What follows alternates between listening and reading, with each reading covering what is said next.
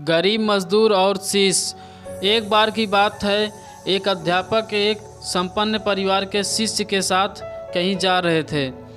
तो उस शिष्य को कुछ मजाक सूझी, क्योंकि उसको रास्ते में किसी गरीब मजदूर के जूते दिखाई दिए। उसने अध्यापक से कहा, गुरुजी, अगर हम इन जूतों को छुपा दें तो कितना मज़ा आएगा।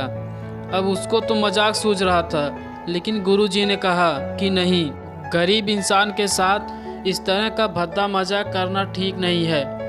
उसने कहा, क्यों ना हम इन जूतों में कुछ सिक्के डाल दें और देखें कि इसका इस गरीब मजदूर पर क्या प्रभाव पड़ता है। उन्होंने ऐसा ही किया।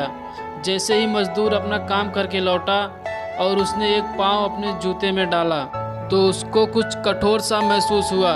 उसने अंदर हाथ डाला तो उसको कुछ सिक्के दिखाई दिए। वह थोड़ा आश्चर्य में पड़ गया। आसपास किसी को देखा तो कोई दिखाई नहीं दिया।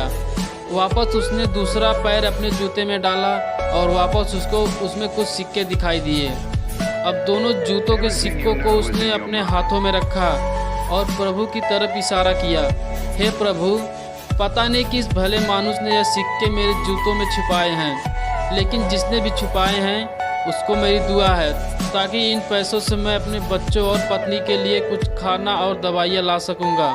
और इतना बोलकर वह चला गया। इस बात को शिष्य और अध्यापक दोनों सुन रहे थे। अब अध्यापक ने शिष्य से पूछा कि अब तुम मुझे बताओ कि तुम्हें कैसा महसूस हुआ, तुम्हारी पहले वाली मजाक या मेरा यह तरीका।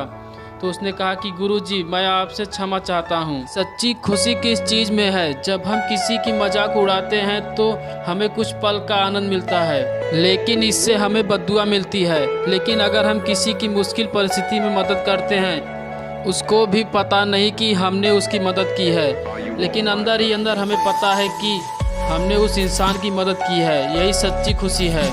जब हम दूसरों को खुशी देते हैं तो हमें सच्ची खुशी मिलती है।